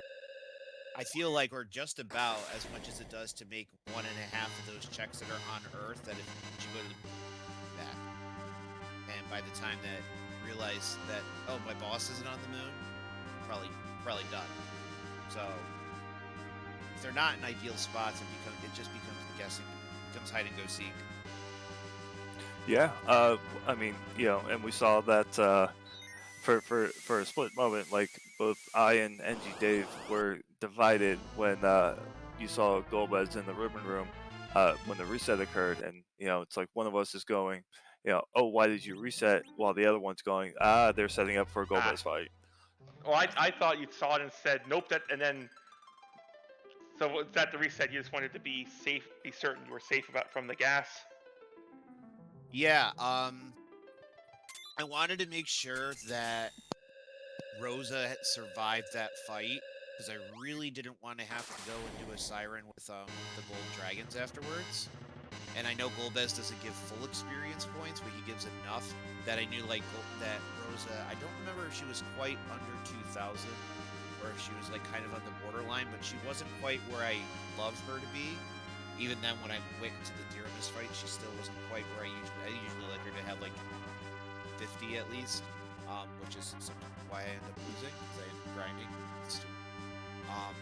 But I was like, okay, if I really lucked out with who the death order in that battle, but like my goal was make sure Cecil can swing and at least try and get Rosa up. If I can't get Rosa up during that fight, fine, I'll do some gold dragons, or I'll go scramble some eggs before I fight Zemus. But it worked out really well. I was able to get some extra levels, and I was like, okay, cool, I can go. Yep, and we saw that. We here in the booth saw kind of everything, but the sheer quantity of power overwhelming for loot in this seed. Do you feel that had a stronger impact on how you normally would run? Yeah, because I typically will do Evelyn, and because 9 times out of 10 when I have a Cecil, for some reason, there's a couple of crystal swords lying around in Evelyn. I don't know what it is about my seeds, but that seems to be what happens to me. And so getting that pink tail and checking it before and getting a crystal sword, I'm like, yeah, I'm pretty much done. I would like a nicer sword I would like a nicer ninja sword at some point, but I have a crystal sword, power shirt, Cecil. Like, I don't have any cares in the world at this point. Let me just go smashy smash. Yep, and so without saying too much, Evelyn just kind of had more of the same. Some more power shirts, Zeus gauntlets, Hanzo steel, that sort of thing. No extra crystal swords though. We only saw one of those, it seems. Dave, did you have any other questions for SSF? So you see the early Earth Crystal and all the goodies that came out of there. Yeah. Was there any thoughts of, or how do you route, or what are your thoughts when you see all that power immediately? Is it, hey, I could take Zod? Is it, I just want to clear like I normally would? Well, I had Cecil in my party, so when I saw that Earth Crystal as the initial item, my brain went, it's very tempting to go straight over and loot, but I don't know who this loot is for yet. I had Edge, I forget who, it was Edge and, was it Eddie, the starting party? Yep. Edward and other Edward. Yeah, and I'm just like, okay, I don't know who my other 5 characters are, so like, one, I don't know if the treasury is going to be great, because if I have a full mage party and I pull, a bunch of like cat claws and defense swords, that's not really going to do me any good. Or if I have a full, smashy smash party and I get Stardust and life rods, like they're going out of style, it doesn't matter. So I wanted to see who I had first. So I really had to like resist the urge to just go to the treasury. Then once I saw Cecil in my party, I don't remember when I saw the defense sword, but I was like, I'm gonna find something for Cecil eventually. That's typically how these seeds go, whether it's an Excal, a light sword. In this case, it was a crystal. I think I had a defense sword I had a defense sword for a while. I think that was on Ordeals. No, Okay. The defense sword came from the treasury. Okay, there we go. Also one there. Yeah, so I was like, okay, I can have all this power in the world, but like Cecil makes the game go faster. And so 9 times out of 10, if I get a Cecil, the first thing I want to do is go to Ordeals and promote him to Paladin, because there's just no denying that if you have a Cecil in the Blue Moon seats, he runs the show for the most part. And so it was very tempting to do Zot immediately, but I was like, no, let me go to Ordeals and I'll kind of go counterclockwise, do my checks, hope for, if I see a Bearing Key, I can route it really nicely to do Earth Crystal into Bearing Key. Don't remember if it worked out that way. I want to say no, I think I got the Bearing Key underground, so I went back up because the 3 imps were there. I think that's what happened, but all these seeds be blur. But it does and it doesn't. Ultimately, it's like, for me, it's kind of like, who do I have in my party? How do I get them strong as fast as possible so I can go do all the clearing fairly easily? Yep, and speaking of clearing things, did you have a preference once you got to the moon, did you have a preference between doing like a gold dragon grind versus the warlock grind that you did? The Yeah, I like the warlock grind because I mean, I guess I had hourglasses, but there's always some like I wasn't set up agility wise, but getting the double life off on the warlocks is always pretty nice. I wasn't able to do that. In fact, I even phoned a regular life because Cecil was going too fast, or I was kind of resistant to using life pots. I was trying to wait for a Rosa to queue up the life. Um, I think at that point, but I like the warlock grind a little bit better because there's some there are really interesting things where you can get off that double life, and it's an extra. I think it's like 25 to 30,000 experience once you have 10 items for each one of those extra life pots that you get. So and it's not that much difference overall. I think it's like 10. It's like 5 to 10,000 experience between the gold dragons. Yeah, and Yeah, get life clicks on 2 of them, it's about 7,000 difference. So yeah. And your warlock clears did seem a lot faster because you didn't I don't think you had any dragon slaying gear. No, I didn't have weak gold dragons. I want to say have like 8,000 HP or something like that. So each of them is going to take 2 smacks with the crystal sword, whereas the warlocks typically will go down with 1 at the level I was at. Usually, especially if you get, unless you get a bad roll. So that's kind of been my thing, is to do warlocks and then see where I'm at that point. Yeah. Cool. So moving forward, because obviously you will be moving forward. Do you have it? I mean, I do ask this of a lot of the people I interview. Do you have anything that you change? Anything that you feel like maybe you need to improve upon? It's the inventory management. I didn't feel like it was terrible, but I've been trying to kind of do more improvisation with like how I manage and kind of trying to arrange stuff. Like my thought process is consumables, battle consumables on one side, change on the fly equipment on the other, and I think I just got a little bit too like I was noticing while I was kind of waiting for the interview, I was looking at my cursor movements and I'm like, my cursor movements look like a literal hand reaching into like a purse or a book bag, and you don't quite know where the item is, but you know it's in there somewhere. Yep. And that's kind of what happened with me with the crystal at the end and the elixir that I used on Cecil. It's like I know it's in there somewhere, and I don't quite have that down. I think that would help me out a lot. And then kind of like in the menu, just like putting my characters in the right order. I won't say that like I did it wrong, but like there were a couple times I just fumbled when I really didn't need to, because I was trying to get the right agility anchoring, and it was like, yeah, that's not right. I don't know why I did that. Okay, thanks, brain. That's useful right now. But well, I won, so there's that. There you go. And more congratulations, and again, GG's to you. Yes. I wish you well in the next one. You've earned the rest of the night off, and we wish you well. Thank you. Thanks for having me. Appreciate it. Thank you. And to back at it, enjoy the harp music, everyone. Yep, right. Hey, Just in harp time music. for harp.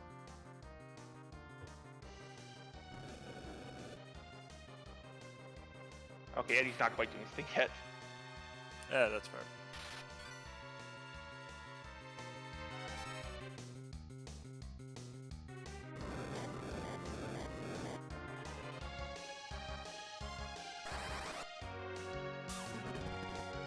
So, much like Zeromus in the Final Fantasy IV randomizer, we have also randomized the music that Eddie would normally play on the harp. There are last I heard, over 400 different tracks that can be played. So, for that, we will see which one we get this evening, and we will be quiet for that.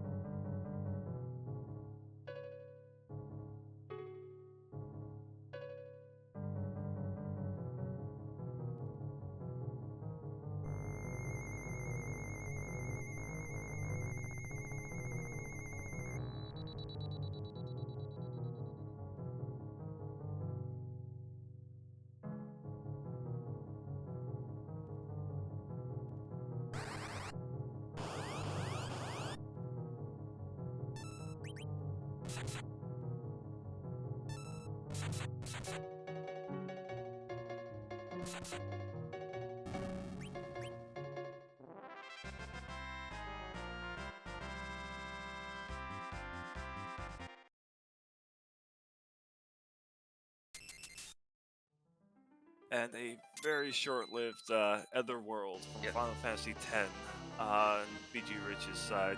Very apropos just- because Just a Mura from that though. oh.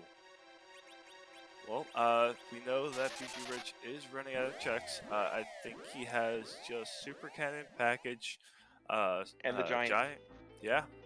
So BG Rich is probably gonna go package, then. Oh, BG Rich knows he's in go mode. Yes. It's just a matter of where. So yeah, I mean, it's because it's all because it's also, do you check the package? Do you check like, what do you check at this point? We know that he's not going back to the moon. Like, Right, he has no reason to go back there. right. So well, potentially, because there could be something on the moon that could have, say, the tower key and Bahamut being behind Super Cannon. But with only one boss spot not available, that means BG Rich knows that either Bahamut or Baigan has to be in one of the spots he has access to. Yep, and we see Fusoya destroying the town of Mist. It looks like penance for not being let into this flag set. I think this is Fu saying, I'm getting in one way or another. Yep, this is my one and only cameo.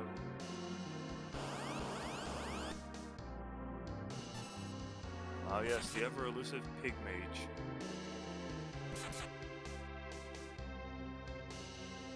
And actually, that's actually not a bad play, thinking about it. Taking the Lunar Whale to go into a package check, because it will leave you with the Enterprise, I think. It will. The Enterprise is moved to the other side of the mountains after this Titan summoned by a pig levels the mountain. That is by far the scariest pig. I was gonna say scariest living bacon I've ever seen. If it's gonna summon a Titan to take down a chunk of the continent.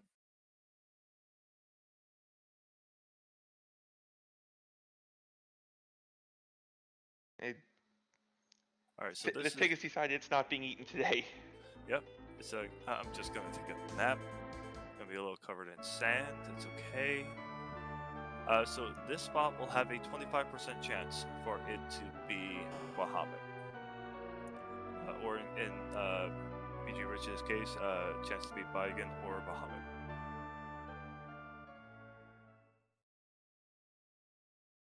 Come on, OG Blarg. Yes, show us the Blarg. If this isn't Blarg, I think BG Rich is heading to the Giant. That's a fair. Oh, that's the Blarg. That's the Blarg. And in a fantastic spot. It's just a swing from an Avenger Cecil, and that is it. BG Rich is now officially in go mode. Cecil just gives our OG Blarg one quick bop in the nose, and it's over. I mean, that is one very special and sharp bonk. Although, it kind of makes you wonder, isn't Avenger shiny? I mean, it's not shiny like radiant shiny, but it might be shiny in a different sense. I wonder. Inquiring minds wish to know.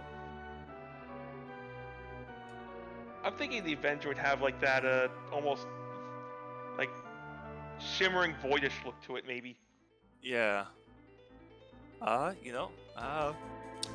Yeah, I think the Avenger sword is I think it's red. It's that fiery passion it gives the wielder.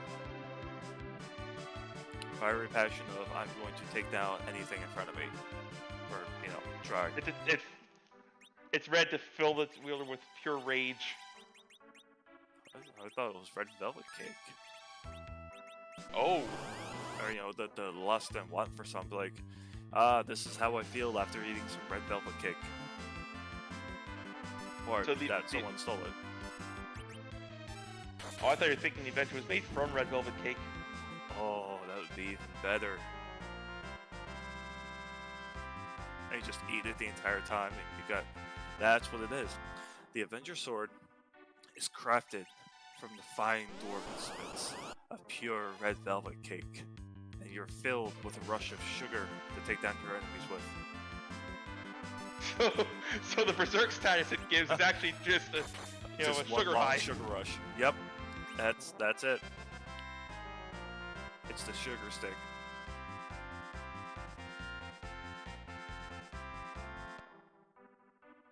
Oh. Question from chat? Yes, it is. That's Yeah, how level we 3 tie. sword is the Avenger. That's how we tie all these randomizers together, don't you know? It's a level 4. It's a level 4 then. Level 4 Master Sword. Is that the? Is that just the Crystal Sword then? That's when you eat too much frozen, like refrigerated red velvet cake, and you get yourself a brain freeze. Ooh. Because right, it's blue. Or am I mixing up my Zeldas? I haven't played Link to the Past Randomizer. I am not good at Link to the Past at all. So, comes to telling us the Gold Sword is lag central. So, no one actually used it. Ah, yes.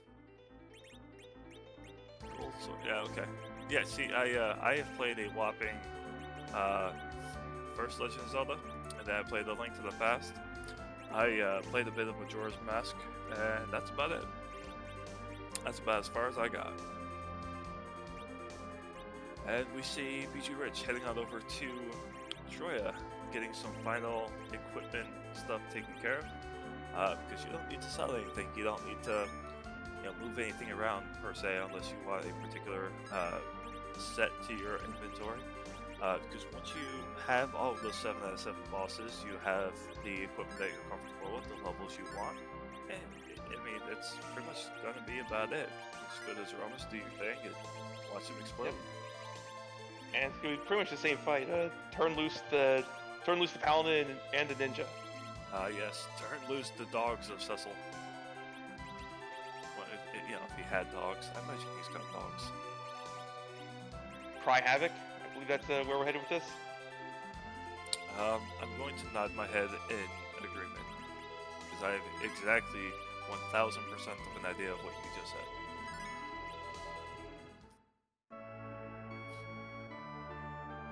Alright, and Cecil just with that sugar rush and the Avenger waiting to get his piece of Zemus.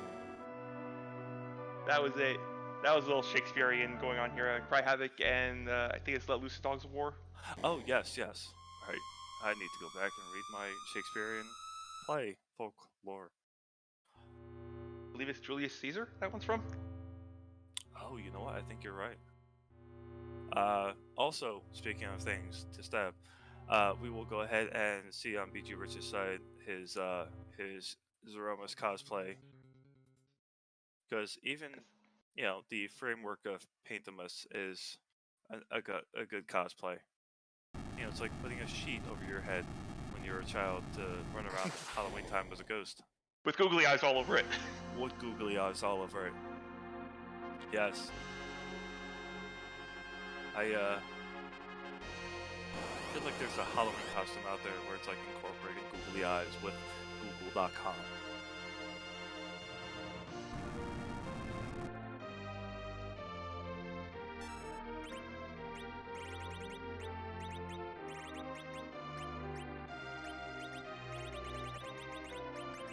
Okay, Hourglass is not. Interesting. Is that Cecil at 28 agility or close to it? You might just be going 20 agility anchor, or just saying I have power overwhelming heck anchoring. I mean, when you have that much power overwhelming, I don't think agility becomes a factor. It's just Yeah, I would agree with that.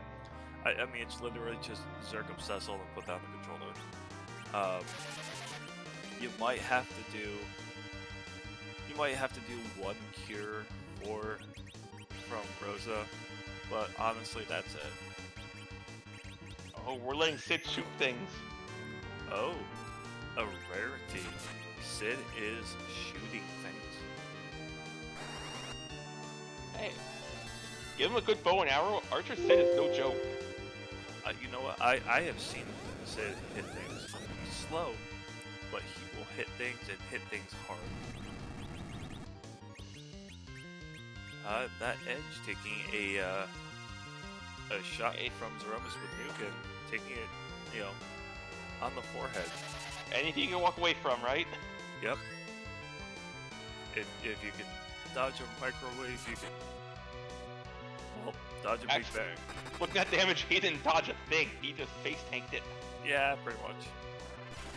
And I think even Alum should survive this big bang. It's nerfed. He's fine.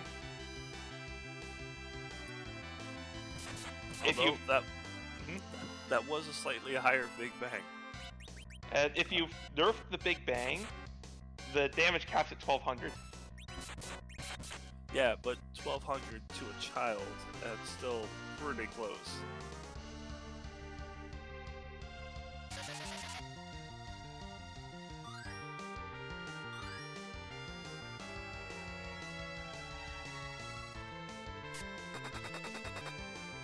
And Sid over here hitting for his 1600, telling the rest of the party that I can help, I can help.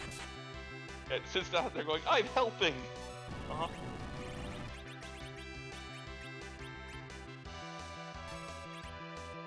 Getting a gear up on Hello, doing a little bit of a hybrid strat, letting the 3 Zerkers plus the let 3 get in there eventually. That was a slow that was bounced. Like, Cure 1 on Palom wouldn't have done much of anything here.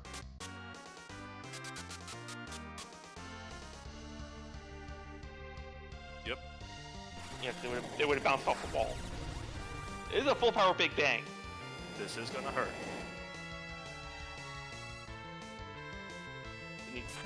Everyone except Palom taking it like a champ. Yep, even Edge with his 26 hit points. Hey, as we know, the only hit point that matters is the last one. Yep. And Edge is the little ninja that could.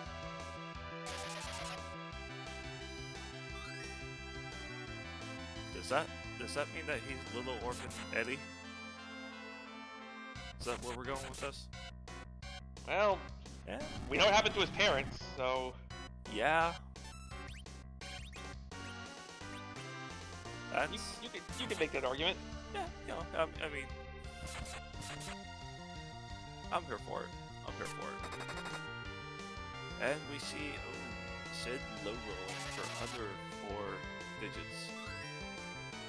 And I'm not sure what bow Sid is using. Less than an Artemis, but greater than a Great Bow. I want to say like either Samurai or Archer. I don't think I saw an Elven Bow. And again, everyone in the party tanking a full power big bang. And they are just dodging like, oh, there's rocks. Rosa, please dodge this. Yep. And yeah, Rosa says to bring this home. Rosa is just kind of rolling around in so much pain that she dodged the Meteor. Or she saw the Meteor and just kind of laughed at it. Because, you know, that's what I'm Rosa going does. with that. Alright, so Cecil is taking that. And no need to heal here, just let Cecil bring it home. Yep, because once you see Meteor, you know that you're at 12k hit points or less. And it would take at least 2 more Meteors to drop Cecil. And nobody gets hit that time. Because they are the power couple. And we see with that, a crack and a boom. Down goes Zemus. By that ding in my ear, we are joined by bgrich419. Hello, sir. GG's to you. Oh, thank you. How's it going? Going great. How you doing? Doing all right. The gamble early on did not pay off. I figured that's really the only thing to comment on was once I dug myself into that like 8 or 9 minute hole, it was an uphill battle from there. Yeah, I said when you did it, I liked that gamble. With the power you found. Yeah, it was. I mean, I took the bait. I had to. I saw that and I was like, I have not had great times in the few practice rounds that I had done for this, so I was just like, I gotta just go for it and see what happens. Yeah, and you know, very much kudos to you for sticking out the seed. You know, we noticed at times that it was rather jetty, but at certain moments, like you saw early on, uh, where it was a bit of a slog, those D-lunars in that ZOT1 check, definitely nothing to sneeze at early on. Yeah, yeah, it was pretty funny. Thinking, oh, hey, I can find a crystal sword or an Excalibur here, and then I had to wait to get the hook to turn in the pigtail for that. And I was like, yep, that's about how it goes. Sounds about right. Um, so a question here. I mean, you know, what I mean. So you know, you went ahead and did Cave Eblin, got the Crystal Sword, got all of the Hanzo steals, plus what was in the Troya Treasury. Was it ever? At what point did you? Well, let me rephrase. Uh, was there a point after seeing like the second, maybe the third power shirt, that you know, it's like, all right, I've got all of this gear. I've got, you know, Cecil and Rosa in the party. You know, was there ever a point early on to just kind of like, all right, I need to cut the looting off here? Yeah, it was just tough because I just felt like I think I got intimidated by those D-lunars there, where I wasn't able to knock them out, and I was underestimating how much offense I had. So I figured I'm just going to play it safe. And, I mean, at that point, I was already probably a good 15 minutes behind, so maybe even 20 minutes because of the routing. If I had done probably what Flanders has done, I'm going to imagine that Flanders had gone the other route and knocked out everything early, because having a super edge can knock out bosses in 20 seconds. So that it was definitely something where I'll have to look back and figure out what I can do to cut additional time in addition to the early gamble. Yeah, I mean, definitely very much props to you for trying to take on those D Lunars right out the gate. You know, having that edge and the Eddie at start, just, I mean, it's a very strong pairing to have. And however, the Starvales will actually run out really quick on edge, especially if he's in your middle slot. Uh, you know, because we saw that there were varying degrees of using the Starvo, like, you know, initially versus waiting a little bit. Um, but yeah, I mean, no matter how you slice it, Zot one early on, D-Lunars are going to hurt. Do you feel like overall, like, what were your thoughts on the seed itself? It was a pretty fun one to play. I think again, it just getting off to a rough start. It's hard to make up time, and trying to figure out how to do that on the fly isn't the easiest thing to do. So, I mean, other than that, though, it was kind of cool to get the combination of stuff that I did. And I was like, I don't know if Flanders had checked the music, so I was like, I'm just going to check the music before I check package, knowing that package is the faster check. I wasn't really sure on that, but yeah, like at that point, it was just like it was cool to be able to just go grind some eggs and use the apples, the golden and silver apples on Rosa, just to make sure she had enough hit points to survive the final fight. Yep, and I mean, you know, very much like you, well, like you did and experienced, and you know, Rosa just kind of dodging everything under the sun as far as spells go. Yeah, that crystal ring definitely came in handy. Yeah. For sure, and you know, and I know that you've seen and heard of third and fourth power shirt, but maybe a fifth power shirt. You know, just kind of let Yeah. Palom hit things. That's the dream. That's definitely the dream. Yeah. I mean, a fantastic run, a very good run indeed. You know, again, GG's to you. Dave, did you have anything? I think we've covered everything we need to. Cool. Moving forward, for any of the future runs and stuff, do you have any comments or things that you might want to improve upon? Yeah, I think just going back and trusting some of the lower level strategies. I don't think I did that much in my two matches. Like I think I was, as I was actually practicing it in when we were waiting for the gate to, or the seed to load and then the gate to drop. I was messing around with just seeing what it was like to fight the moon at lower levels, and I was like, yeah, if you get the right combination, it's doable. So I think I just have to see what some of the other players are doing and see what I can apply to what I'm doing, and clean it up and make it better. You know, I could not agree more. Like I definitely favor that kind of approach. You know, just and taking what you've learned, taking what others have done, and just kind of combining the two and see what outcome comes out best. Absolutely. All right. With that being said, as we begin to wrap up here, BG Rich, a very, very, very good run from you, sir. GG's, especially for you sticking it out, and then also sticking it to those D Lunars. They were the star. Like, we were both here in the booth, just kind of, and everyone in chat just kind of being ecstatic for uh, having the endurance to take them out. So very much GG's to you. Take the rest of the night off. You, sir, have earned it for sure. Oh, thanks. Yeah, thank you again for broadcasting this. Appreciate being featured. Flanders, I know, will continue to run well, and I think even just looking at the brackets when I saw the seating, I was like, yeah, this is a buzz off. I can get past those first couple matches, maybe I have a shot, but otherwise, I definitely some really good players in the Blue Moon, and it was fun to at least get to play a couple matches. Yeah, and like I was saying earlier, to have gotten to this point, you had to do something right. And some of us made it this far while others didn't. Everyone's run a good race, and very much well done. Oh, thank you. Yeah, and best of luck to Flanders and the other runners. Keep on grinding it. It's a pretty fun event. I actually haven't tried the Red Moon seeds yet, so I might try that now that I'm out. Yeah, the Red Moon scenes are their own special beasts for sure. I know a couple of people who have had their hands in crafting the flag sets. Definitely, it's got good balancing, but it's not overtly tormentful. Yeah, it'll be interesting. I know that there's some asynchronous races that go maybe once a day or something on each seed. So yeah, I think I'll continue to play a little bit when I have some time because it's definitely worth it. This has been a good time. And that's what matters most. Is just having fun in the end. Absolutely. Well, all right. We are starting to wrap up here. Again, BG Rich, thank you for putting on a good show, and the appreciation is to you for definitely sticking it out. Well, sure thing. GG's. Thanks again for having me. GG's. Thank you. All right.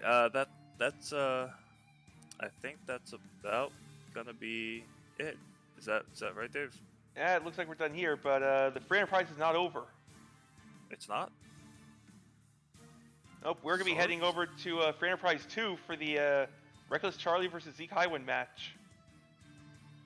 Yes, so we are going over to the Free Enterprise 2 channel for Reckless Charlie / Zeke showing. Do not, please, times infinity and beyond, do not do any spoils. There are people who wish to go ahead and view the previous races. You will get bonked, newspapered, as it is, or as it were. However, we are also not done with races for the week. Tomorrow's races are Noob Tree versus Funnel Cakes at 7 p.m. Eastern Time on Free Enterprise 1 channel. Soapbox Gamer versus Lenifus at 8 p.m. on Free Enterprise 2.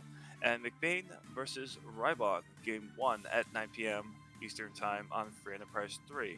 As well as Couch versus Zyrak at 10 p.m. on Free Enterprise Eastern Time. Wow, there are a lot of races going on. If y'all, four fantastic races lined up for tomorrow. Very much, and they are all going to be restreamed. I know what I'm doing tomorrow, and I'm going to be checking out all of those on multiple monitors and multiple browsers. So check them out. Give all of our people a follow. I've linked them in chat, and we will catch you later. Stay safe, stay strong, and we'll see you then.